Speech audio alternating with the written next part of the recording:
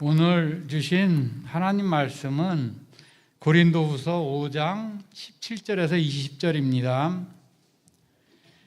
그런즉 누구든지 그리스도 안에 있으면 새로운 피조물이라 이전 것은 지나갔으니 보라 새 것이 되었도다. 모든 것이 하나님께로서 났으며 그가 그리스도로 말미암아 우리를 자기와 화목하게 하시고 또 우리에게 화목하게 하는 직분을 주셨으니 곧 하나님께서 그리스도 안에 계시사 세상을 자기와 화목하게 하시며 그들의 죄를 그들에게 돌리지 아니하시고 화목하게 하는 말씀을 우리에게 부탁하셨느니라. 그러므로 우리가 그리스도를 대신하여 사신이 되어 하나님이 우리를 통하여 너희를 권면하시는 것 같이 그리스도를 대신하여 간청하노니 너희는 하나님과 화목하라. 아멘. 리더십 전문가 존 맥스웰 목사님의 책에 있는 이야기입니다. 서로 경계를 맞대고 살아가는 두 개의 마을이 있었습니다. A 마을, B 마을 이렇게 이야기할까요? 어느 밤에 이 A 마을에 있는 사람들이 이 B 마을에 있는 사람들의 마을에 쓰레기를 갖다 버린 겁니다. 자기들의 음식 쓰레기, 깨진 유리, 생필품 쓰레기 이걸 박스에 다 잔뜩 담아가지고 B 마을에 있는 사람들의 그 마을 경계에 다 갖다 버린 겁니다. B 마을 사람들의 기분이 어땠을까요? 좋지 않았겠죠. 굉장히 화가 났습니다. 눈에는 눈, 또 이에는 이, 우리도 쓰레기 다 잔뜩 갖다 주자 이렇게 생각이 들었습니다. 그런데 마을 사람들이 모여서 회의를 했습니다. 우리는 똑같이 하지 맙시다. 그렇게 이야기를 했습니다.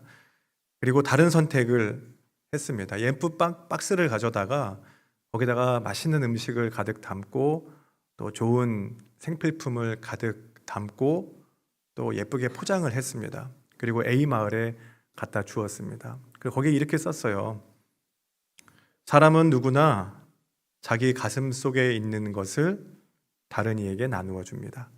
이렇게 써서 갖다 주었다고 합니다.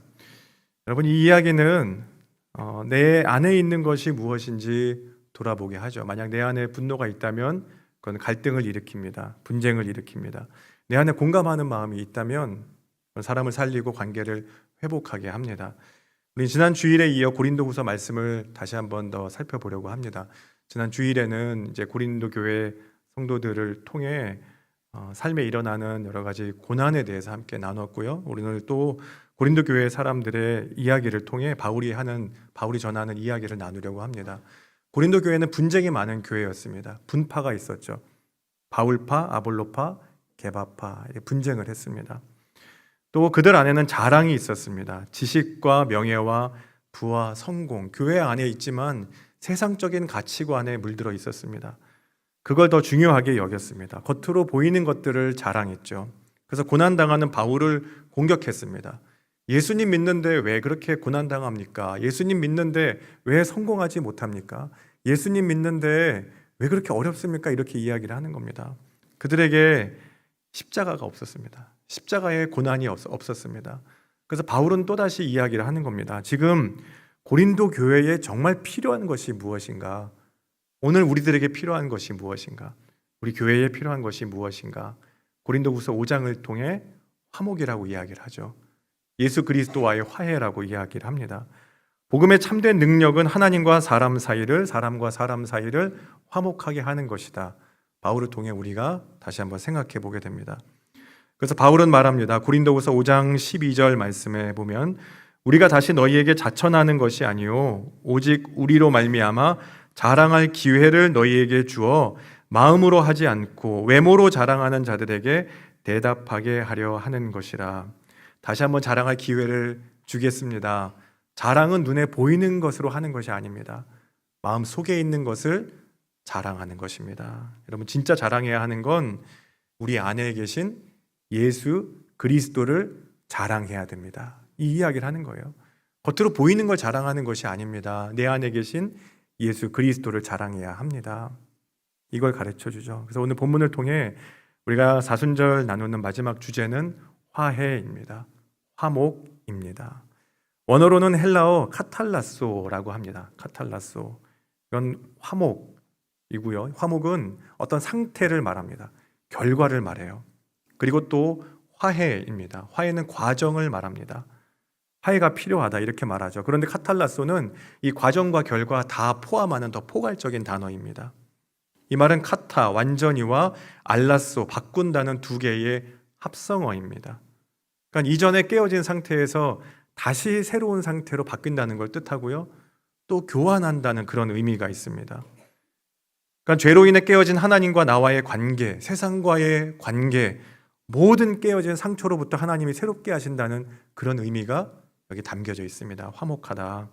내가 해결할 수 없는 짐을 하나님께서 예수 그리스도로 바꿔주셨어요. 교환해 주셨습니다. 이것이 성경이 말하는 화목입니다. 오늘 본문을 통해 바울이 우리에게 주는 지혜는 이것입니다. 첫째로 하나님과 화해하라 하는 것입니다. 하나님과 화해하라. 18절 말씀을 우리 세 번역으로 같이 읽어봅니다. 시작. 이 모든 것은 하나님께로부터 옵니다. 하나님께서는 그리스도를 내세우셔서 화해의 직분을 맡겨주셨습니다. 여러분, 하나님과 화해하셨습니까? 하나님과 화해하셨어요? 하나님과 싸우지 않았는데요. 하나님과 화해했다. 이 말은 하나님과 친하냐, 하나님과 가깝냐, 잘 지내는가 하는 그런 질문일 거예요. 하나님과 내가 잘 지내고 있는가? 다시 한번 생각해 보게 되죠. 하나님과 화해한다는 건 죄로 인해 깨어진 하나님과 지금 내가 관계가 좋냐 하는 걸 이야기하는 겁니다. 우리는 하나님께 나아갈 수 없습니다. 내가 먼저 하나님과 화해할 수 없어요. 그렇기 때문에 예수 그리스도를 보내주셔서 우리가 하나님과 화해할 수 있는 길을 열어주셨습니다. 길을 열어주셨어요. 우리가 하나님께 가까이 가면 어떤 일이 생길까요? 하나님의 크심을 보게 됩니다. 전능하신 하나님, 사랑의 하나님, 또 능력 있는 하나님, 또 그리고 내가 죄인됨을 보게 됩니다. 우리의 연약함을 보게 돼요. 기독교 역사 속에 하나님과 깊이 화해했던 사람 중에 한 사람이 어거스틴이라는 사람입니다. 이 어거스틴은 로마 제국 말기에 살았어요. 굉장히 혼란스러웠던 시대에 살았습니다. 그래서 성공과 욕망에 심취해 있었습니다. 성적 쾌락을 탐닉했고요. 만이교에 깊이 빠져 있었습니다. 그러면서 이 공허한 내면의 문제에 답을 찾고자 했습니다. 그런데 사랑에도 답이 없어요. 만이교에도 답이 없습니다. 그러다 정말 가까운 친한 친구가 죽게 되면서 인간의 한계를 깨닫게 됩니다. 그 누구에도 그 어디에도 평안함이 없구나, 인생에 답이 없구나, 이걸 알게 됩니다. 그렇게 마음이 무너져 있을 때 하나님의 음성을 듣게 됩니다. 톨레에게 성경을 들어서 읽어라. 그때 읽은 말씀이 로마서 13장 13절과 14절 말씀이에요. 거기 이렇게 써 있었습니다. 낮에와 같이 단정히 행하고 방탕하거나 술 취하지 말며 음란하거나 호색하지 말며 다투거나 시기하지 말고 오직 주 예수 그리스도로 옷 입고 정욕을 위하여 육신의 일을 도모하지 말라. 이 말씀을 읽고 어거스틴은 지금까지 가리워져 있던 모든 의심의 구름이 다 거쳤다, 이렇게 이야기를 합니다. 그리고 예수님을 인격적으로 만나고 영접합니다. 그리고 세례를 받고 그리고 사제가 됩니다. 그리고 고백록을 쓰죠. 자신의 신앙 여정이 담긴 참회를 그 책에 기록하게 됩니다. 여러분, 우리가 말씀을 읽습니다. 그런데 사실 내가 말씀을 읽는 게 아니에요. 우리가 진짜 주님 앞에 내가 죄인됨을 고백하면, 하나님께 계속 가까이 나아가면 하나님의 말씀이 나를 읽어야 됩니다. 하나님의 말씀이 저와 여러분을 읽을 때 하나님께서 우리의 삶을 새롭게 해석해 주십니다. 주님께서 우리를 찾아오실 때까지 계속 하나님을 찾고 하나님과 화해하고 하나님을 만나는 자리로 가야 됩니다. 우리는 죄인이기 때문에 하나님 말씀이 보이지 않습니다. 하나님이 보이지 않아요. 그리스도인은 진리의 말씀을 통해 죄인된 자기 실체를 직면해야 됩니다.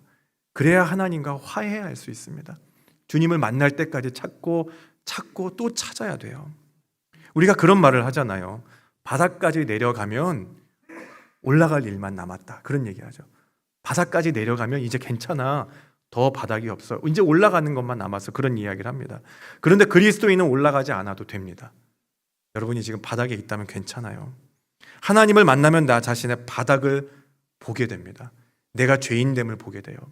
내 연약함, 실수와 실패, 내 죄, 이걸 마주하게 됩니다. 후회를 보게 됩니다. 그런데 주님을 우리는 올라가서 경험하고 올라가서 만나는 게 아니라 예수님께서 우리에게 찾아와 주시기 때문에 그렇습니다. 예수님께서 하늘 보좌 버리시고 우리에게 찾아와 주셨기 때문에 그렇습니다. 예수님은 철저하게 외면당하시고 버림받으셨습니다. 예수님의 낮아지심으로 우리가 하나님과 화해하게 되었습니다. 사람의 모양으로 나타나사 자기를 낮추시고 죽기까지 복종하셨으니 곧 십자가에 죽으심이라. 예수님이 우리를 만나 주셨어요. 그래서 성경에 나오는 모든 인물들은 자기 인생의 밑바닥까지 내려갔던 사람들 아닙니까? 다 밑바닥까지 내려갔어요. 여러분, 모세를 생각해 보십시오. 모세는 애굽의 왕자로 자랐습니다. 그냥 거기 살았으면 얼마나 좋았겠어요. 그런데 하나님은 애굽의 왕자일 때 그를 쓰지 않으시고 살인자로 미디안 광야에 간 모세를 40년을 기다려 80에 힘도 없고 능력도 없고 아무것도 아닐 때 모세를 들어 사용하십니다. 그를 들어 사용하세요. 히브리서 11장 24절과 25절에 보면 믿음으로 모세는 장성하여 바로의 공주의 아들이라 칭함받기를 거절하고 도리어 하나님의 백성과 함께 고난받기를 잠시 죄악의 낙을 누리는 것보다 더 좋아하고, 하나님께서 그를 밑바닥을 보고 있을 때 그를 지극히 높여주셨어요. 다윗도 그랬죠. 사울은 천천히요 다윗은 만만히로다. 이게 다윗의 주제가잖아요. 다윗은 이스라엘의 영웅입니다. 이스라엘의 왕입니다. 10대 때 골리앗을 물리쳤고 왕이 됩니다. 그런데 사울에게 쫓기고 아들 압살롬에게 쫓깁니다. 광야로 내몰리면서 인생의 밑바닥을 경험합니다. 예수님의 수제자 베드로는 다혈질입니다. 예수님 붙잡아 가실 때 칼을 들어 한 종의 귀를 칩니다. 그만큼 다혈질이었던 사람이 베드로였습니다. 늘 말이 앞섭니다. 만약 베드로가 예수님을 모른다고 저주하고 부인했던 그 실패, 그 실수, 그게 없었다면, 그 실패의 밑바닥이 없었다면 베드로가 쓰임 받았을까요? 바울은 어떨까요? 교회를 핍박하고 그리스도인들을 감옥에 잡아넣었던 바울. 그런데 예수님을 만나고 자기를 보게 됩니다. 내가 죄인 중에 괴수로다. 내가 죄인 중에 괴수입니다. 자기 밑바닥. 그리고 말합니다. 갈라디아서 6장 17절 함께 읽습니다. 누구든지 나를 괴롭게 하지 말라. 예수의 흔적을 지니고 있노라. 내가 죄인됨을 깨닫는 그 밑바닥, 그 바닥에서 여러분 우리는 하나님과 화해할 수 있습니다. 바울이 말하죠. 흔적, 스티그마. 이건 노예의 그 상흔을 말합니다. 도저히 지울 수 없는 이 자기 밑바닥의 모습, 자기 실패의 모습, 죄의 자국이 온몸에 새겨져 있습니다. 그런데 예전에도 있었는데 그때는 몰랐던 거예요. 그때는 안 보였던 거예요. 그때는 못 보고 있었던 겁니다. 그런데 이 허물을 보게 하시는 하나님의 은혜, 예수 그리스도의 은혜가 임하자 내 몸에 있는 이 상흔을, 흔적을 보게 된 거예요. 여러분, 진짜 은혜가 무엇일까요? 내 기도에 응답해 주시는 거, 그것도 은혜입니다. 그런데 진짜 은혜는 이전에는 보이지 않았던 죄악된 내 모습을 보게 되는 게 은혜입니다. 그게 진짜 은혜예요. 신앙은 그때부터 성장합니다. 여러분, 작은 돌과 큰 돌을 물에 던지면 둘 다 어떻게 돼요? 작은 돌은 물에 떠 있죠. 둘 다 가라앉잖아요. 죄도 마찬가지입니다. 작은 죄, 큰 죄가 없습니다. 둘 다 물속으로 가라앉죠. 죄는 하나님과의 관계를 파괴합니다. 우리 인생의 밑바닥에서 내가 죄인됨을 고백할 때 하나님의 은혜가 임한다는 걸 여러분 꼭 기억하시기 바랍니다. 그래서 하나님과 화해하는 것이 너무나 중요합니다. 우리 신앙은 그때 성장합니다. 이집트 카이로 남동부에는 무카탐이라는 암석 지역의 쓰레기 마을이 있어요. 매일 새벽 4시가 되면 이 마을에 4,200톤의 쓰레기가 들어옵니다. 그럼 마을 사람들이 이 쓰레기를 분류하기 시작합니다. 여기 사는 사람들의 일이에요. 80%의 쓰레기가 재활용된다고 합니다. 대개 가족 단위로 일을 하고요, 가업으로 이 일을 이어갑니다. 이들을 가리켜 자발린이라 그래요. 쓰레기 수집가라고 부릅니다. 이집트 카이로에서 가장 가난한 사람들, 그리고 6만 명의 콥트교 그리스도인들. 여긴 대부분 다 무슬림들이잖아요. 아주 적은 사람들, 소수의 사람들. 콥트교는 마가복음의 저자인 사도 마가가 이집트 알렉산드리아에 복음을 전할 때 그때 받았던 복음, 초대교회 전승을 지금까지 따르고 있는 사람들입니다. 이슬람의 지배 아래 박해와 차별과 순교의 역사를 이어왔습니다. 하지만 기독교 신앙을 지키기 위해, 예수 그리스도의 복음을 지키기 위해, 순결한 복음을 지키기 위해 아무도 가지 않는 가장 밑바닥, 가장 천한 곳, 가장 낮은 곳, 쓰레기 하적장으로 스스로 들어가 살게 됩니다. 그런데 이들의 믿음을 보여주는 것은 성시몬 동굴교회예요. 성시몬 동굴교회. 여긴 중동 최대 규모의 교회라고 불리는 곳입니다. 이 교회는 1975년도에 콥트교 그리스도인들이 핍박과 고난을 당할 때, 죽음의 위협을 당할 때 세웠던 교회입니다. 삶의 터전과 믿음을 잃게 되었습니다. 그때 이들은 하나님 환경을 바꿔주십시오, 그렇게 기도한 게 아니었습니다. 하나님과의 관계를 회복하기 위해 바위산을 깎아 예배당을 지었습니다. 그리고 지금도 이곳에서, 이 쓰레기 마을에 사는 사람들은 하나님께 그렇게 예배하고 기도한다고 합니다. 하나님, 많은 무슬림들이 예수님을 믿고 예수님께 돌아올 수 있도록 도와주십시오. 하나님의 축복이 온 세상 사람들에게 임할 수 있도록 도와주십시오. 가장 밑바닥에 있는 사람들이 세상을 축복하며 저곳에서 예배합니다. 여러분, 하나님과 화해하는 것, 내가 죄인됨을 고백하고 하나님께 가까이 가는 것은 너무나 중요합니다. 절망 중에 있는 내 인생의 가장 낮은 밑바닥, 주님은 그곳을 우리에게 거룩한 성소로 바꿔주시기 때문입니다. 그래서 여러분, 하나님의 은혜가 임하면 회개할 게 줄어드는 게 아니라 회개할 게 더 늘어나요. 왜냐하면 내가 죄인임을 깨달았기 때문에 그렇습니다. 영적으로 성숙해지면 죄에 민감해지기 때문에 그렇습니다. 하나님께 더 가까이 가고 싶어져요. 은혜를 사모하기 때문에 그렇습니다. 그만큼 내 죄의 무게가 더 무겁게 느껴집니다.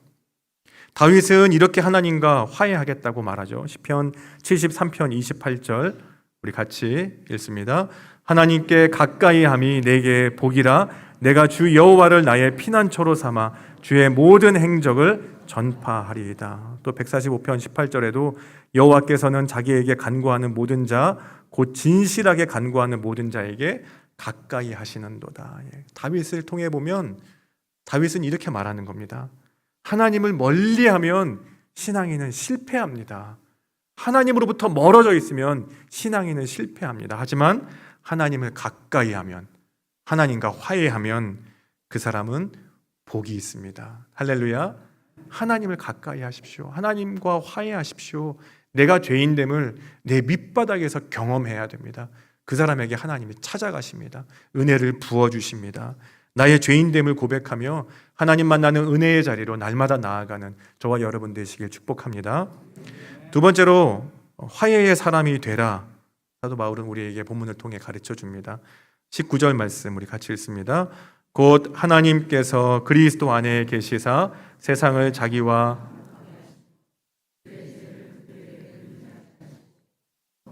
말씀을 우리에게 부탁하셨느니라. 하나님께서 그들의 죄를 돌리지 않으시고 화목하게 하는 말씀을 부탁하셨대요. 지불 청구를 하지 않으시고, 죄에 대해서 지불 청구하지 않으시고 묻지도 따지지도 않고 누구에게 우리의 죄를 전가시키셨어요? 예수 그리스도에게. 예수 그리스도에게 화목 제물 삼아 주셨다는 겁니다. 그리고 우리에게 오셨다는 말씀이 화목하게 하는 말씀입니다. 여러분, 우리가 살면서 화목하기만 하면 좋겠습니다. 갈등이 없으면 좋겠어요. 싸움이 없으면 좋겠습니다. 그런데 그러기가 참 쉽지 않죠. 참 어렵습니다. 중요한 것은 싸움이 없는 것보다 어떻게 화해하느냐 하는 것입니다. 이게 더 중요합니다. 싸움과 갈등이 있지만 어떻게 화해하는가, 이게 더 중요해요. 제가 아는 목사님께 들은 이야기입니다. 이 목사님 친구분 중에 한 번도 부부싸움을 하지 않은 친구가 있다는 거예요. 그래서 내가, 야, 거짓말 하지 마. 어떻게 한 번도 싸움을 안 해. 그러기가 쉽지 않지. 그랬더니 비결이 뭔가 그랬더니 규칙이 있다는 거예요. 규칙. 사소한 일은 아내분이 결정하고 중요한 일은 남편이 결정할 때요. 그러면 한 번도 안 싸웠다는 겁니다. 그래서 서로 참견할 일도 없고 말다툼할 일도 없다는 겁니다. 그래서 이 아내분이 부인이 결정할 일은 그런 거래요. 사소한 일. 우리가 어디로 이사 갈 것인가? 이사 가는 곳. 자녀 교육은 어떻게 할 것인가? 자녀 교육에 대한 것. 가정 경제는 어떻게 운영할 것인가? 돈에 대한 것. 그리고 차는 어떤 차를 살 것인가? 뭐 이런 거. 오늘 뭘 먹을 것인가? 이런 다 사소한 거잖아요. 사소한 거는 아내분이 결정한대요. 그럼 도대체 중요한 게 뭔가? 중요한 것은 남편분이 결정한대요. 지구 온난화 문제를 어떻게 해결할 것인가? 이런 아주 중요한 것. 세계에서 일어나고 있는 갈등과 전쟁을 어떻게 해결할 것인가? 인공지능 시대에 인류 문명을 어떻게 지켜낼 것인가? 이런 문제, 남북 화해를 어떻게 이룰 것인가? 이런 중요한 일들에 대해서 고민하고 해결해야 되는 역할을 남편분이 감당한다 그럽니다. 이래가 갈등이 없죠. 거의 서로 만날 일도 없을 것 같아요. 여러분, 무슨 이야기냐면 갈등이 없는 게 중요한 게 아니라 어떻게 화해할 것인가? 여러분의 화해 방법을 만드십시오. 여러분, 화해를 잘하는 사람이 행복할 수 있고요. 화해 잘하는 사람이 그리스도를 닮은 사람인 줄 믿습니다. 루이 잠페린이라는 미국의 올림픽 육상 선수가 있습니다. 이 사람은 이탈리아 이민 가정에서 자랐어요. 미국에서 자랐고 어머니의 기도 속에 성장하게 됩니다. 이 사람의 실제 실화 이야기가 언브로큰이라는 영화로 나왔습니다. 이 사람은 2차 세계대전 때 폭격기 조종사로 전쟁에 참전했어요. 그리고 2년 동안 비행기를 몰며 폭격기를 몰며 다니다가 바다에 빠지게 됩니다. 바다 한가운데 추락해서 47일 동안 표류하게 됩니다. 그러다 일본군의 포로가 됩니다. 2년의 전쟁, 1년이 넘는 포로 수용소의 생활, 그 생활은 너무나 고통스러웠습니다. 특히 와타나베라는 일본군 하사에게 지속적인 폭행을 당하고 모욕을 당하게 됩니다. 그 전쟁이 끝나고 미국으로 돌아가게 돼요. 집에 왔는데 집에 와서 잠을 잤는데도 아직도 포로 수용소에 살고 있는 것 같았답니다. 너무 끔찍했습니다. 몸도 망가지고 마음도 망가졌습니다. 밤마다 악몽에 시달렸습니다. 복수심과 분노로 가득 찼습니다. 그 포로 수용소에서 만난 일본 사람들이 그대로 떠올랐습니다. 복수하고 싶었습니다. 하루하루 포로 수용소에 있는 것처럼 트라우마에 시달립니다. 그러던 중에 1949년 빌리 그레이엄 목사님 집회에서 예수님을 인격적으로 만나게 됩니다. 예수님의 십자가가 마음 가운데 새겨지자 모든 증오와 분노가 눈 녹듯이 녹아내립니다. 그리고 일본을 찾아갔어요. 괴롭힌 간수들을 모두 용서한다고 전하게 되고요. 와타나베라는 사람에게 만나고 싶다고 전했지만 만나지는 못하고 용서의 편지를 씁니다.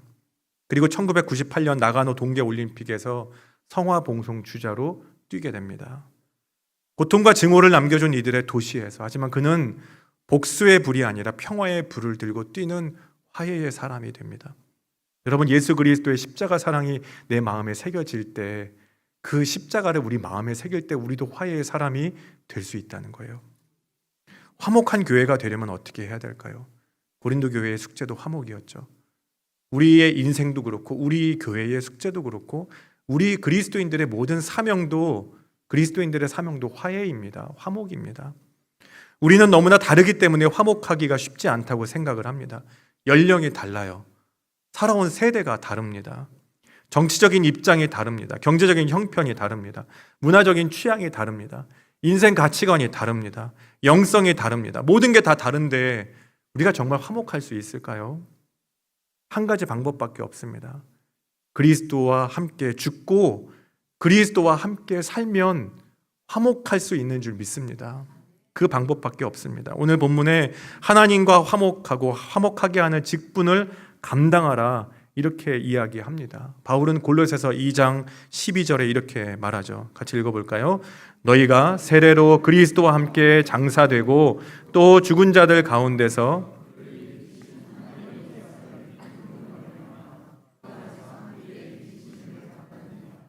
여러분, 우리가 가까운 사이에 그런 약속할 때가 있잖아요. 너 이거 무덤까지 비밀이야?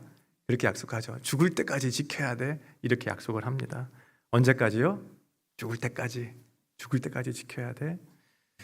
사랑하는 사람도 자녀도 친구도 죽음 너머까지는 같이 갈 수 없습니다. 그때까지예요. 그런데 그리스도인은 그리스도와 함께 죽고 그리스도와 함께 살아난다는 겁니다. 우리가 세례받을 때 그 표를 우리에게 보여주시는 거죠. 그리스도와 함께 장사되고 또다시 우리를 살리실 예수 그리스도의 능력이 우리에게 임한다는 겁니다. 세상 죄를 지고 세상 모두를 사랑하시려고 아무 죄 없는 분이 이 땅에 오셔서 십자가 지고 죽으셨습니다. 그리고 부활하셨습니다. 죽음도 넘어서는 사랑, 지치지 않는 사랑, 죄로 인해 갈라져 각자의 길로 다 흩어진 우리 때문에 우리를 사랑하시려고, 우리를 살리시려고 다시 우리를 화목으로 하나로 묶어주는 건 예수 그리스도의 사랑밖에 없는 줄 믿습니다. 그 사랑을 여러분, 십자가 사랑을 마음속에 새기시기를 바랍니다. 여러분, 오늘은 예배 마치고 식사하실 때 혼자 드시지 마시고 모르는 분들하고도 좀 같이 드세요. 화목하게, 화해로.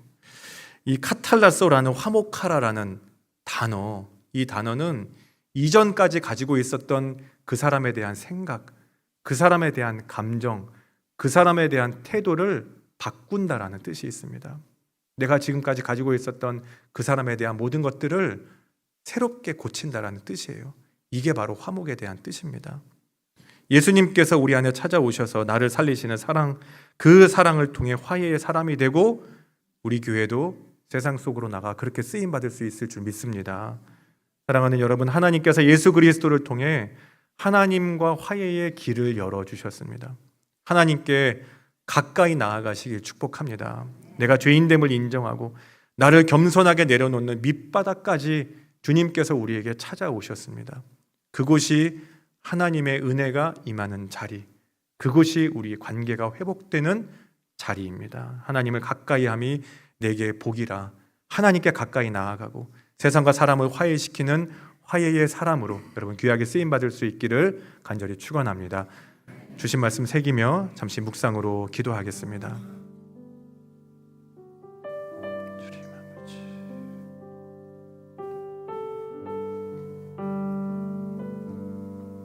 사랑의 하나님 아버지, 죄로 인해 죽을 수밖에 없는 우리를 그리스도의 피로 하나님과 화해하게 하시니 감사합니다. 하나님과 멀리 서 있지 않고 날마다 주님께 가까이 나아가는 믿음을 더하여 주옵소서. 내 죄를 깨닫고 내 연약함을 인정하고 겸손히 회개합니다. 그 자리에서 주님 주시는 은혜로 살게 하시고 갈등과 반목과 분열의 세상에서 화해의 사람으로, 화해의 직분자로 살게 하여 주옵소서. 예수 그리스도의 이름으로 기도합니다. 아멘.